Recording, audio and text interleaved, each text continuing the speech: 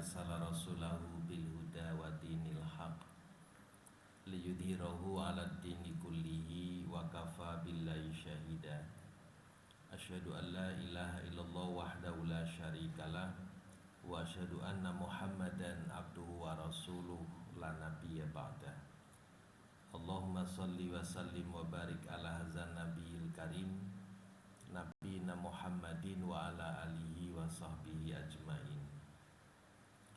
Bapak Ibu jamaah sekalian rahimakumullah, alhamdulillah dengan limpahan rahmat, taufik serta hidayah Allah, pagi ini kita dapat istiqomah dalam melaksanakan rangkaian ibadah kepada Allah.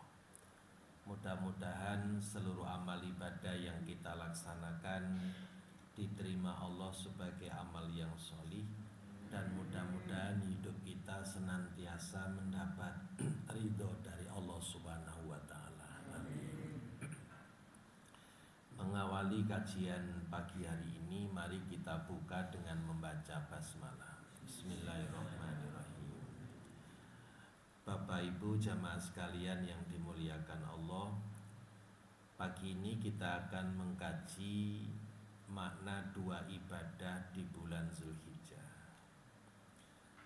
Kalau kita mengkaji ayat Allah tentang struktur bulan, Allah Subhanahu wa Ta'ala sudah menegaskan, inna iddat tasyhuri indallahi isna asyara sahron fi kitabillah.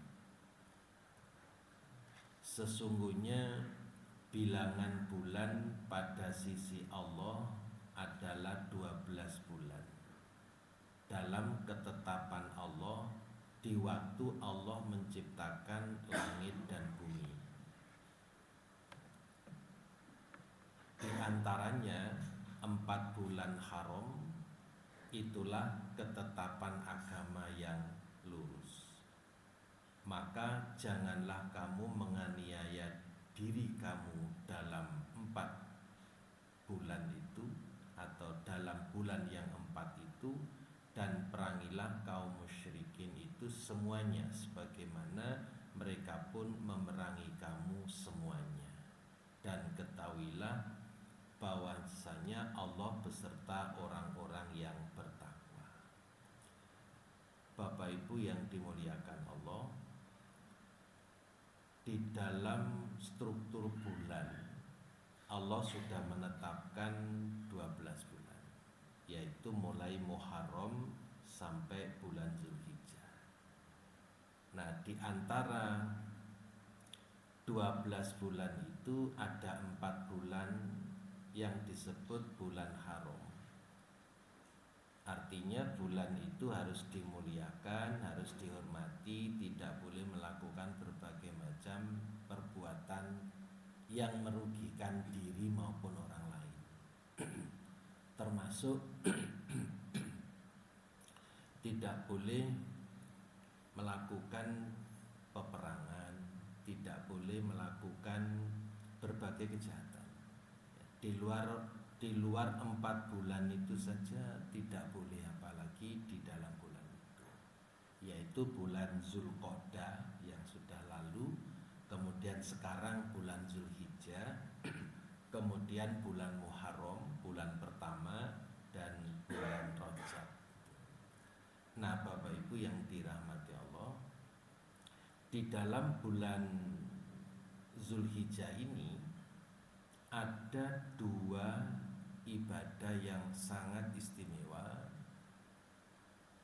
memiliki umur yang amat sangat panjang, karena termasuk ibadah tertua.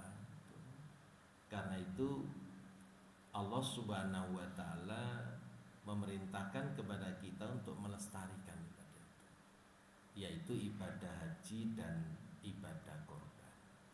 Bapak Ibu,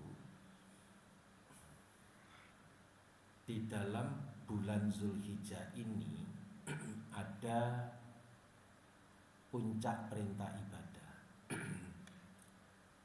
Perintah ibadah haji dan korban dalam 1 bulan itu berurutan. Jadi haji wukuf di Arafah itu tanggal 9, Idul Korban, hari raya korban itu tanggal 10.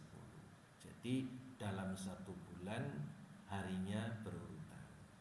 Berbeda dengan perintah ibadah lain seperti bulan Ramadan hanya diperintahkan ibadah puasa. Sedangkan zakat itu lebih lekat dengan aqimis shalah wa atuz zakat. Meskipun demikian, puasa dengan zakat juga nggak bisa dilepaskan. Terutama sekali zakat fitrah, karena apa? Tu'matan lil masakin, tuhrotal lisoim, wa tu'matan lil masakin. Zakat fitrah itu pembersih orang yang berpuasa dan sebagai makanan pokok bagi fakir dan miskin. Namun tidak seperti bulan Ramadan yang tidak seperti bulan Zulhijjah yang antara ibadah haji dan korban itu berhimpitan.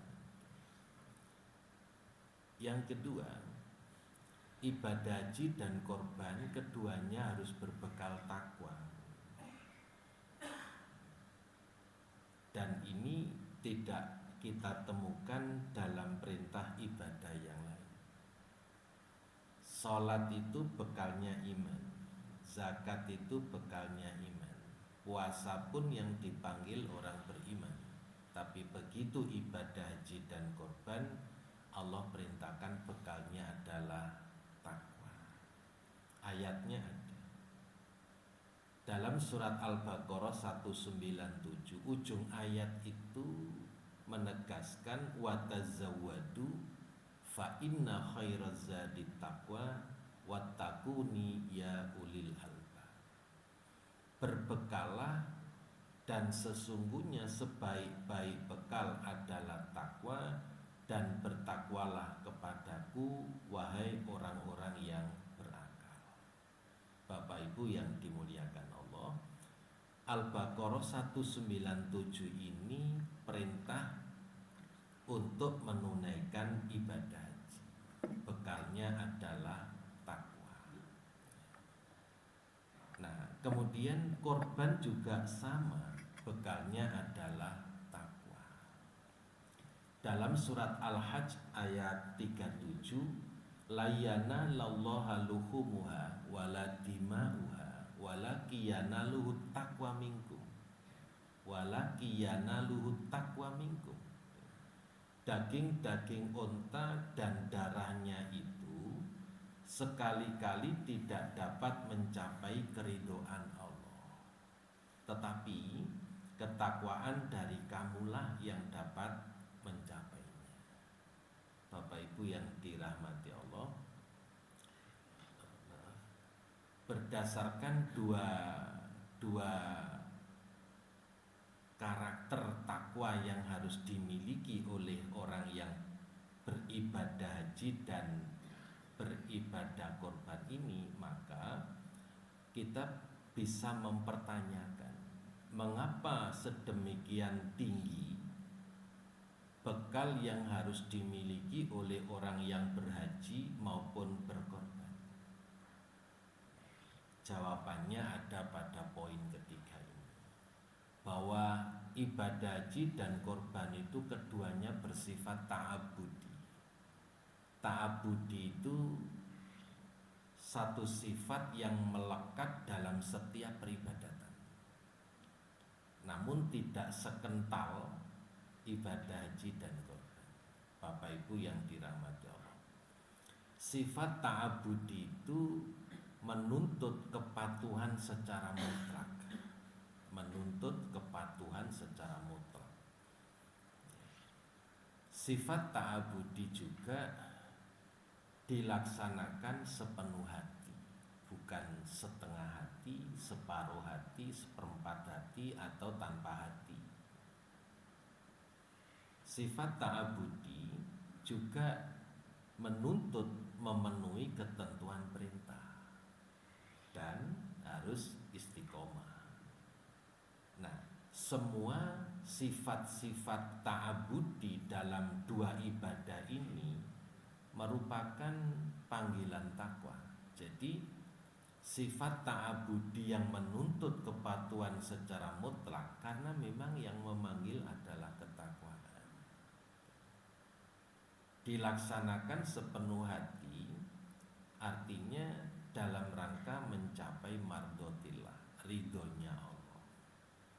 Karena itu diperlukan manajemen ikhlas agar pelaksanaan ibadah itu kalau dilaksanakan sepenuh hati, target utamanya adalah mencari ridhonya Allah. Memenuhi ketentuan perintah, ibadah ini tidak boleh ada rekayasa. Dan istiqomah itu ujungnya adalah mencapai ibadah yang sempurna. Bapak dan Ibu yang dirahmati Allah, mari kita dalami sekali.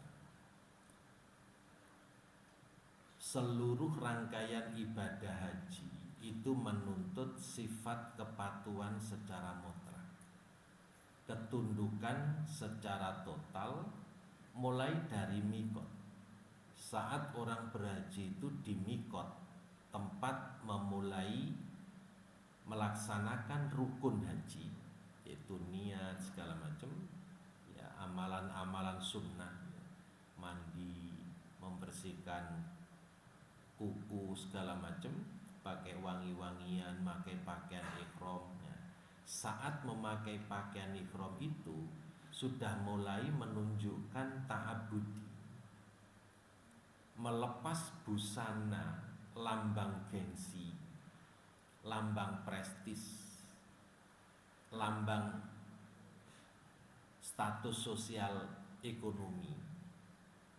Yang tadinya pejabat ya pakai busana sekualitas pejabat, yang tidak pejabat ya busananya biasa-biasa saja, yang setengah pejabat ya busananya ya setengah pejabat gitu, bukan setengah badan gitu, setengah pejabat. Nah, semua itu sudah mulai muncul panggilan ta'abudi, dilepas. Jadi lambang gengsi, lambang prestis, lambang status sosial ekonomi dilepas semua. Ganti busana egaliter, ganti busana kesetaraan. Inilah ajaran egalitarianisme. Jadi saat mulai mikot itu, saat rukun pertama dilakukan, sudah menunjukkan sifat ta'abudi. Sudah tidak lagi nampak siapa pejabat, siapa rakyat jelata, siapa pedagang, siapa pengusaha, tidak ada. Semuanya busananya sama. Itu kalau nggak punya sifat ta'abudi nggak bisa. Dan itu harus berbekal ketakwaan. Rangkaian manasik haji mulai dari tawaf. Tawaf itu ya harus mengelilingi Baitullah 7 putaran. Tidak bisa saya 5 saja ya karena capek itu, nggak bisa. Nanti yang 2 saya jamak takhir dengan tawaf berikutnya, sehingga nanti tawaf berikutnya 9 putaran. Nggak bisa begitu. Nggak ada jamak qashar tawaf itu. Kalau sholat kan masih ada jamak qashar. Kalau bepergian boleh jamak, boleh qashar, yang 4 dijadikan 2. Tapi untuk tawaf nggak bisa. Demikian pula sa'i juga memerlukan sikap ta'abudi. Jadi kalau sa'i itu lari-lari kecil dari Bukit Sofa ke Marwah sebanyak 7 kali, ya harus 7 kali. Dan puncak ta'abudi itu ada pada wukuf. Pada jam yang sama, di tempat yang sama, jutaan manusia itu larut dalam suasana wukuf. Itu kalau nggak ada sifat ta'abudi nggak bisa. Dan disiplinnya orang haji itu kelihatan sekali ketika wukuf. Begitu diumumkan tanggal 8 Zulhijjah, persiapan jam 8 pagi, wah itu sesudah subuh itu sudah banyak yang persiapan. Padahal persiapannya baru 8 pagi. Nanti diberangkatkan oleh maktab itu kisaran jam-jam 10, jam 12. Semuanya serentak. Dan saat hari wukuf tanggal 9 Zulhijjah, meskipun waktu wukuf belum masuk, semua sudah ada di Arafah. Nggak ada yang keluyuran ke Balat, ke Kornes, nggak ada ke mall-mall, itu nggak ada. Meskipun hobinya nge-mall itu, tapi di sana sudah langsung diedar. Itu kalau nggak punya sifat ta'abudi nggak bisa. Nah, Bapak Ibu, kemudian begitu selesai wukuf, jam wukuf sudah berakhir dengan datangnya waktu maghrib, maka siap pula untuk diantar ke Muzdalifah untuk mabit. Begitu jam 00 sudah berlalu di Muzdalifah, sudah siap diberangkatkan ke Mina untuk lempar jumroh Aqobah. Nah, lempar jumroh Aqobah ya di Tugu Aqobah itu, nggak boleh ngelempari yang lain. Demikian pula waktu dan larangannya pun serentak. Nah, Bapak Ibu bisa bayangkan orang sholat itu sikap ta'abudinya dibanding wukuf itu beda. Orang ngatur wukuf itu sudah connect antara kesadaran orang yang akan wukuf dengan persediaan sarana prasarana yang disiapkan oleh maktab, itu connect sehingga berangkat enak. Di Arafah juga nyaman. Beda dengan sholat, imam berkali-kali, sholat Jumat misalnya, sebelum sholat Jumat dimulai, yang datang itu kelewes, tahu kelewes itu satu, terus duduknya nggak langsung di saf satu, di pojok, di teras gitu. Takmir sudah mengumumkan jamaah dipersilakan mengisi saf depan yang masih kosong. Itu bermenit-menit itu, tidak sigap gitu lah. Tapi kalau wukuf itu kami melihat sekali bahwa luar biasa.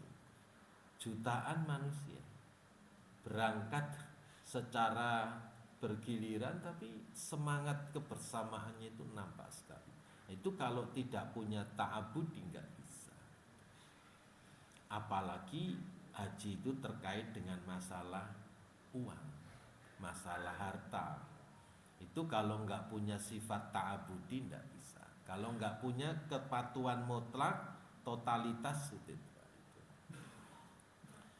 Sifat ta'abudi telah ditunjukkan oleh Nabi Ibrahim dalam persoalan haji ini.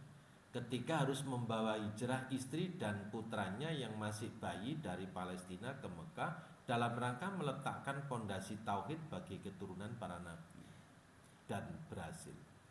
Bapak Ibu yang dirahmati Allah, saya ingin gambarkan sketsa Ka'bah itu di zaman Nabi Adam. Ini sketsa, bisa salah, bisa benar, sekedar gambaran saja. Kemudian perkembangannya di zaman Nabi Ibrahim seperti ini.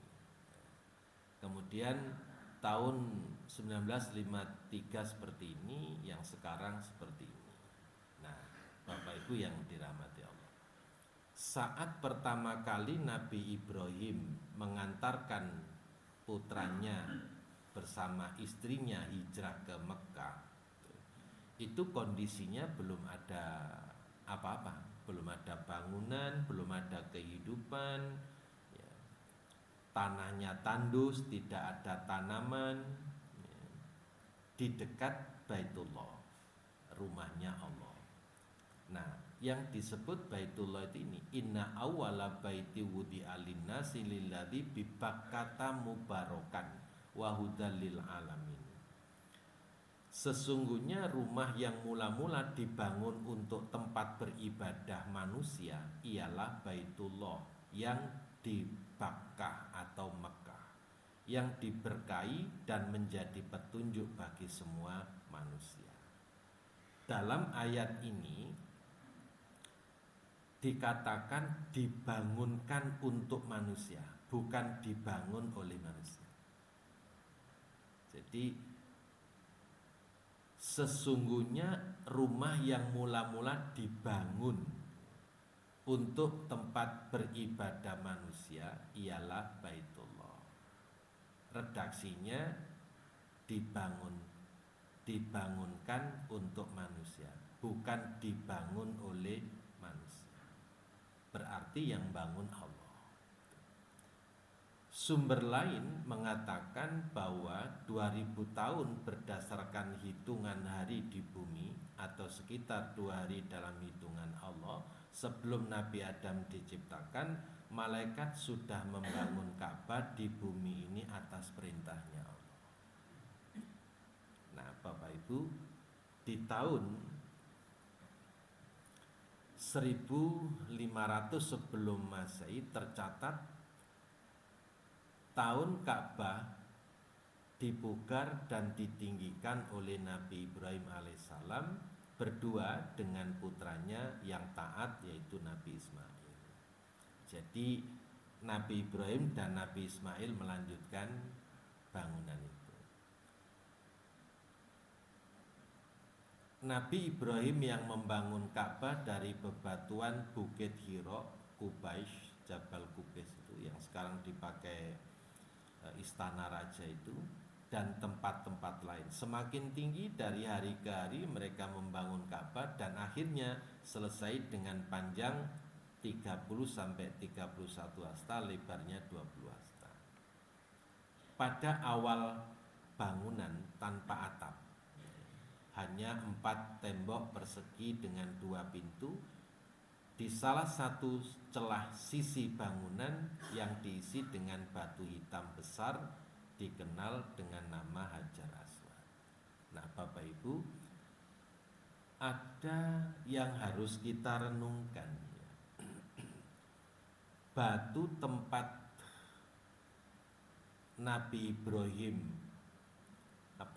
ance-ance itu ya, andang itu. Jadi batu sebagai andangnya membangun Baitullah itu sampai membekas seperti ini. Saya membayangkan Nabi Ibrahim itu beratnya seperti apa, tingginya kayak apa, batu sampai membekas kayak gini. Dan betapa lamanya membangun itu. Karena harus ngambil batu dari jarak yang jauh. Kemudian diperhalus, diperbaiki, kemudian jadi Baitullah. Nah, Bapak Ibu yang dirahmati Allah, sebelum ini terjadi, Nabi Ibrahim itu betul-betul menunjukkan sikap ta'abudinya.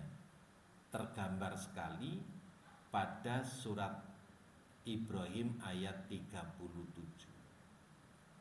Rabbana inni askantu min zurriyati biwadin ghairi dzar'in inda baitikal muharram. Rabbana liyuqimus shalah faj'al af'idatan minan nas tahwi ilaihim warzuqhum minas samarat la'allahum yashkurun. Nabi Ibrahim berdoa, "Ya Tuhan kami, sesungguhnya aku telah menempatkan sebagian keturunanku di lembah yang tidak mempunyai tanaman di dekat rumah Engkau, Baitullah yang dihormati. Ya Tuhan kami, yang demikian itu agar mereka mendirikan sholat, maka jadikanlah hati sebagian manusia cenderung kepada mereka dan beri rezekilah mereka dari buah-buahan, mudah-mudahan mereka bersyukur." Bapak Ibu yang dimuliakan Allah, menurut Ibnu Katsir, doa yang dipanjatkan Nabi Ibrahim ini sebagai tinggalan, sebagai bekal untuk kelangsungan hidup istri dan anaknya di Mekah. Jadi artinya ta'abudi Nabi Ibrahim itu totalitas sampai istri dan anaknya itu diserahkan sepenuhnya kepada Allah dengan doa seperti ini. Dan ini kalau enggak ada sikap ta'abudi enggak bisa. Nabi Ibrahim itu menanti kedatangan putranya yang bernama Nabi Ismail itu sangat lama. Dalam satu riwayat dikemukakan masa pernikahannya dengan Ibu Sarah itu sudah 100 tahun lebih, tapi belum dikarunia anak. Kemudian mendapat putra dari Ibu Hajar, dan doa yang dipanjatkan Nabi Ibrahim itu tidak main-main. Robbi habli minas solihin, Robbi habli minas solihin. Ya Allah, anugerahkanlah kepada kami keturunan yang soleh. Rintian doa itu kemudian dijawab oleh Allah. Fabasyarnahu bihulamin halim. Saya beri kabar gembira akan datangnya seorang anak yang berhati lembut, yang berhati sabar. Nah, lama menanti kehadiran putra, begitu putranya hadir, lahir, diperintahkan hijrah. Setelah hijrah ditinggal balik ke Palestina. Ismail bersama bunda Ibu Hajar ada di Mekah. Nah, bekal yang ditinggal itu ini, dan Allah betul-betul menjawab keyakinan Ibu Hajar. Begitu Nabi Ibrahim kembali meninggalkan dua hamba Allah ini, Ibu Hajar tanya 3 kali, kenapa kami ditinggal berdua di sini? Kenapa kami tidak diberikan bekal apapun? Tidak dijawab. Pertanyaan ketiga baru dijawab, apakah ini perintahnya Allah? Nabi Ibrahim cuma menjawab iya. Cuman itu. Lantas Ibu Hajar meyakini kalau ini perintahnya Allah, pasti Allah tidak akan menyia-nyiakan kami.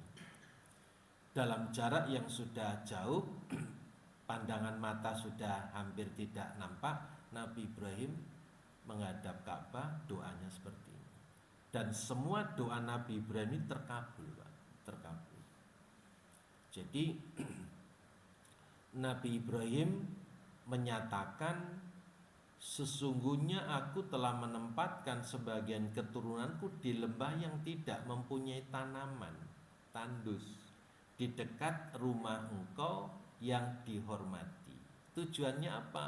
Rabbana liyuqimus shalah. Ya Allah, yang demikian itu agar mereka mendirikan sholat. Masjid belum ada, Ka'bah belum dibangun, tapi obsesi orang tua sekualitas Nabi Ibrahim mengharap visi kedepannya itu putranya yang ditinggalkan di situ itu nanti taat melaksanakan sholat. Rabbana liyuqimus shalah. Bukan yang lain, tapi agar supaya melaksanakan sholat. Dan akhirnya terbukti Baitullah menjadi kiblat sholatnya umat Islam seluruh dunia.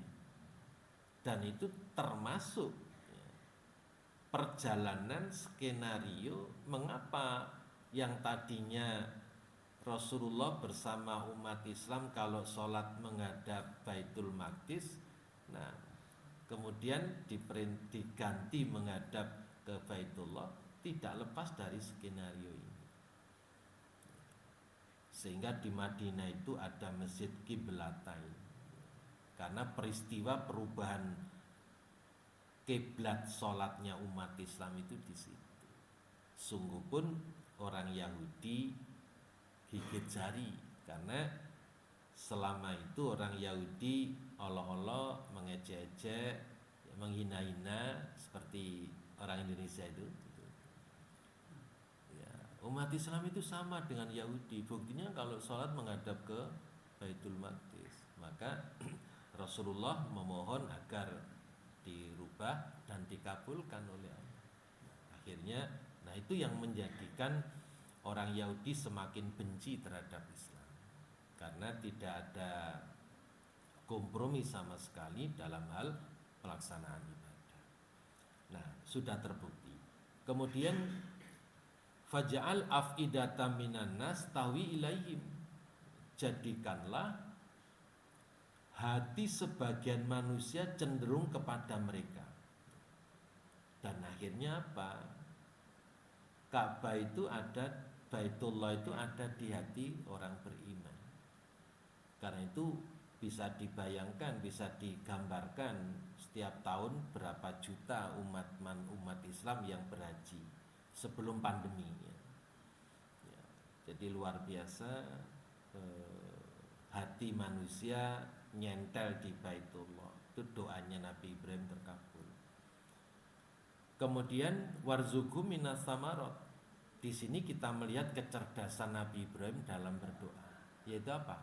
Statement awal menyatakan kami telah menempatkan sebagian keturunan kami di lembah yang tidak mempunyai tanaman tandus. Maka cerdasnya doa Nabi Ibrahim itu tidak minta tanaman, karena nggak mungkin hidup. Langsung yang diminta oleh Nabi Ibrahim adalah warzuqhum minas samarot, bukan warzuqhum minas sajarot. Berilah rezeki dari buah-buahan. Maka sekarang terbukti di Mekah nggak ada tanaman apel, nggak ada tanaman jeruk, nggak ada tumbuh pohon apa-apa. Tapi buah di Mekah Madinah banjir, Pak, dan kualitas internasional. Nggak ada pohon pisang, tapi pisang bagus-bagus dari Argentina, dari Thailand. Ya. Jadi semua buah bagus itu ada di sana. Warzuqhum minas samarot. Ya. Kalau Bapak Ibu nyari buah apa saja ada, sayur ada di mal-mal itu. Yang nggak ada itu cuma juwet sama rukem aja. Kecuali orang Indonesia bawa juwet sama rukem lain lagi. Jadi Bapak Ibu luar biasa, ini semua menunjukkan bahwa Nabi Ibrahim dan Nabi Ismail serta Ibu Hajar itu memiliki sikap ta'abudi. Bapak Ibu yang dirahmati Allah, sifat ta'abudi dalam ibadah kurban juga sama. Nabi Ibrahim telah sangat lama menanti kehadiran seorang putra melalui rintian doa yang amat panjang kepada Allah agar dikaruniai seorang putra sebagai penerus risalah tauhid, bukan penerus dinasti, bukan penerus jabatan, tapi generasi penerus risalah tauhid. Dalam riwayat itu dikemukakan Nabi Ibrahim berdialog dengan Allah, ya Allah, kalau engkau tidak memberi keturunan kepada kami, siapa yang melanjutkan risalah tauhidmu ini? Fabasyarnahu bihulamin halim. Lantas Allah memberi kabar gembira akan dilahirkan, akan diaturi, akan diberikan, dianugerahi seorang putra yang berhati lembut ini. Jadi fabasyarnahu bihulamin halim. Nah, setelah lahir hijrah, setelah hijrah ditinggal, setelah umur sampai Nabi Ibrahim ketemu Nabi Ismail. Falamma balagha ma'hu sa'ya qala ya bunayya inni ara fil manam anni adbahuka fanzur madza tara qala ya abatif almatu maru satajiduni insyaallahu minas sabirin.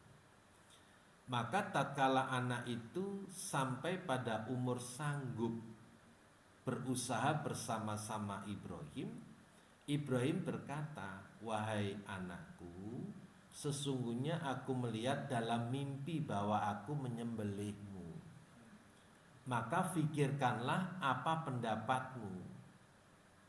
Langsung dijawab oleh Nabi Ismail, wahai bapakku, kerjakanlah apa yang diperintahkan kepadamu. Insya Allah bapak akan mendapatiku termasuk orang-orang yang sabar. Bisa dibayangkan Bapak Ibu bahwa lama mengharap kehadiran putra, begitu dikaruniai putra suruh hijrah. Setelah hijrah suruh balik ke Palestina. Lama ndak jumpa, begitu berjumpa suruh nyembelih. Itu kalau nggak punya sifat ta'abudi nggak mungkin. Karena itu korban itu perlu takwa agar sikap ta'abudi itu nampak. Demikian pula tergambar Nabi Ismail itu diberi kesempatan oleh Nabi Ibrahim. Fanzur madza taro. Pikirkanlah apa pendapatmu. Jadi Nabi Ibrahim sebagai ayah mendapat perintah dari Allah tidak semena-mena langsung ditikam terus disembelih itu enggak, diajak dialog. Watak demokrasinya Nabi Ibrahim nampak, diajak dialog. Fanzur madza tara, coba pikirkan apa pendapatmu. Dan ternyata Nabi Ismail nggak banyak mikir, nggak lama mikir, langsung dijawab spontan, ya abatif al matu'maru satajiduni insyaallah minasabirin. Karena itu klop Nabi Ibrahim punya sikap ta'abudi, disikapi oleh Nabi Ismail juga punya sikap ta'abudi. Nah maka kalau Nabi Ibrahim dan Ismail adalah punya sikap ta'abudi, sungguh pun perintahnya itu tidak rasional, suruh nyembelih anaknya dan anaknya sedia disembelih, maka betapa ringannya kalau kita ini hanya diperintahkan menyembelih kambing. Karena itu mestinya tidak pakai mikir panjang gitu loh Pak, dan tidak usah nyari kambing yang murah. Sudah dapat kambing murah bangga, aku dapat kambing murah itu. Nah, lek murah itu ya katanya rupa nggawa rego, rego nggawa rupa. Nah, kalau yang murah-murah itu kan gimana? Kan enggak bagus gitu. Enggak, ta'abudinya dipertanyakan itu. Dan ingat Bapak Ibu, semua yang kita korbankan itu tidak ada yang hilang, tidak ada yang menguap, semuanya disimpan oleh Allah untuk kelak dikembalikan lagi di saat kita butuh. Apa yang kita sedekahkan, kita zakatkan, kita korbankan itu nggak ada yang hilang, kembali kepada kita. Nah inilah sikap ta'abudi yang ditunjukkan oleh Nabi Ibrahim dan Nabi Ismail, baik dalam prosesi haji maupun dalam prosesi ibadah korban. Ibadah haji dan korban dilaksanakan oleh Nabi Ibrahim dan Nabi Ismail, yang kemudian Allah Subhanahu wa taala memberikan apresiasi. Wa tarakna alaihi fil akhirin salamun ala Ibrahim kadzalika najzil muhsinin. Kami abadikan untuk Ibrahim itu pujian yang baik di kalangan orang-orang yang datang kemudian, yaitu kesejahteraan dilimpahkan atas Ibrahim. Demikianlah kami memberi balasan kepada orang-orang yang berbuat baik. Jadi apa artinya? Hidup itu harus meninggalkan kesan yang baik, seperti baiknya karakter yang ditinggalkan oleh Nabi Ibrahim dan Nabi Ismail, sehingga diabadikan oleh Allah dalam kebaikan. Kan pepatah kita, gajah mati meninggalkan gading, harimau mati meninggalkan belang, apalagi belang blonteng gitu. Nah, jadi watarabna alaihi fil akhirin, kita ini tidak hanya mewariskan harta, tapi juga yang penting lagi itu mewariskan kebaikan, mewariskan karya yang monumental dan dikenang kebaikannya oleh semua pihak. Jangan sampai meninggalkan kejahatan. Promosi yang bernama Muhammad dan Maria gratis minum minuman keras itu meninggalkan kesan yang tidak bagus. Sampai kapanpun akan dicatat sebuah kejahatan. Kan semua orang tersinggung kan. Jadi promosi minuman keras sudah mengarah ke seperti itu.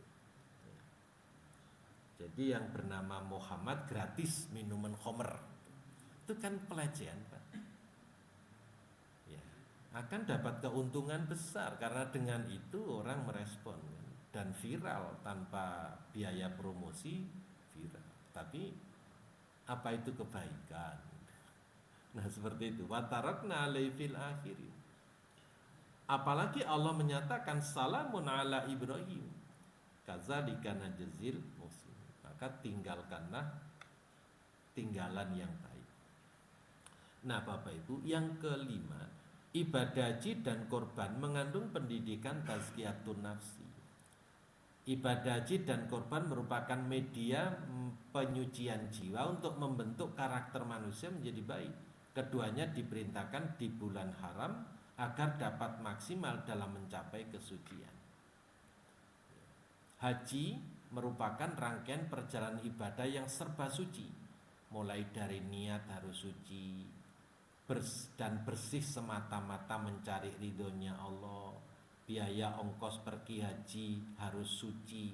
Saya mengatakan biaya ongkos pergi haji, bukan naik haji, karena naik haji akhirnya biayanya naik terus gitu ya. Jadi biaya ongkos pergi haji harus suci dari penghasilan haram maupun subhat.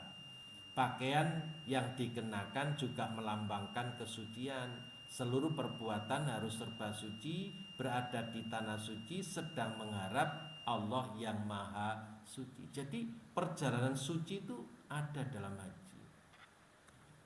Korban juga merupakan ibadah yang mengandung media penyucian jiwa. Dengan menyembelih binatang diharapkan diikuti satu tekad untuk membunuh sifat binatang yang ada dalam diri manusia, serta tekad membersihkan hati dari berbagai penyakit hati.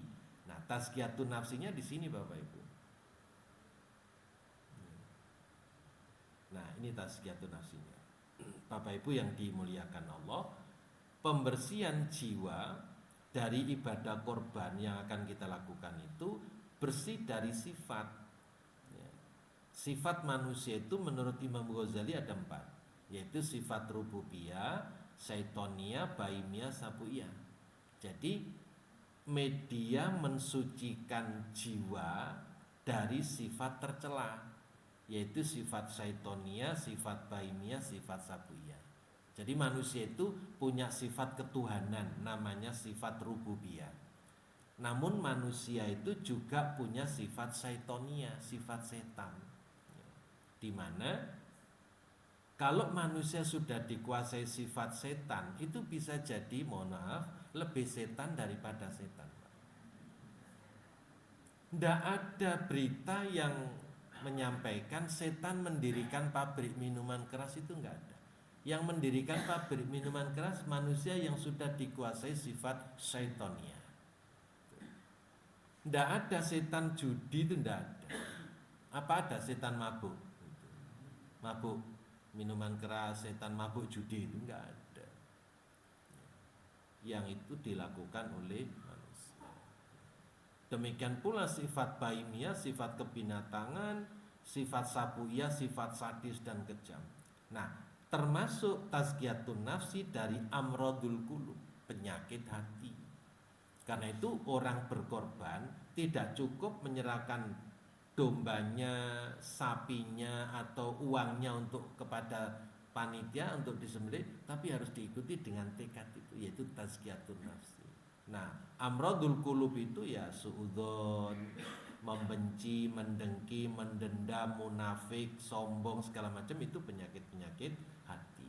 Dan lewat ibadah korban dengan modal takwa untuk melahirkan sikap ta'abudi, diharapkan tazkiyatun nafsi bisa dicapai dengan baik. Saya kira ini Bapak Ibu, materinya masih panjang tapi waktunya sudah cukup. Mudah-mudahan kajian kita ini menjadi ilmu yang bermanfaat, dan mudah-mudahan Allah memberi kekuatan kepada kita, kelapangan kepada kita untuk bisa melaksanakan syariat kurban di bulan Zulhijjah ini. Amin. Hadanallahu wa iyyakum ajmain. Apa ada yang perlu ditanyakan? Kayaknya enggak ada. Tadi banyak yang mandu-mandu, jadi sudah paham semua itu. Demikian Bapak Ibu, kita tutup dengan doa kafaratul majelis. Subhanakallahumma bihamdika asyhadu an la ilaha illa anta astaghfiruka wa atubu ilaik. Assalamualaikum warahmatullahi wabarakatuh.